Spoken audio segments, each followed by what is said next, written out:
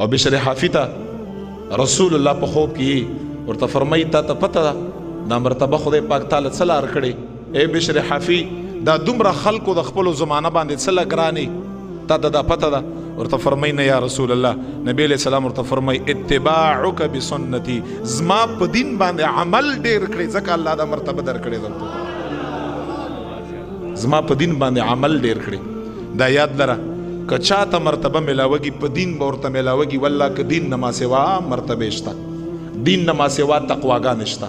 چې چاته مقام ملاوږي، خیر ملاوږي، تقوا ملاوږي، پرهیز ملاوږي، مرتبه او عزت ملاوږي، فوقیت به لحاظ تقوا دی، خو تقوا چې تا ته ملاوږي په دین بارته ملاوږي. نو دی وجه نه دین په طریقو باندې خدا را مشرمږئ، ځان ته بد مه پخښ کوئ، نعوذ بالله من ذلک. په دین باندې صحیح عمل وکړئ. الله فرمایي ادخلوا فی السلم کافه، په دین کې پوره پوره داخل شئ، پوره پوره پکې داخل شئ. دا زمونږ طریقې دي، دا ګیر هم ډېر ښایسته شی دی، دا پګړی هم ډېر ښایسته شی دی، دا سنت کپړې هم ډېر ښایسته شی دی، او دا مسواک او دا نورې طریقې منځونه او دسونه، والله دا ټول ډېر ښایسته طریقې دي او ډېر ښایسته دین دی.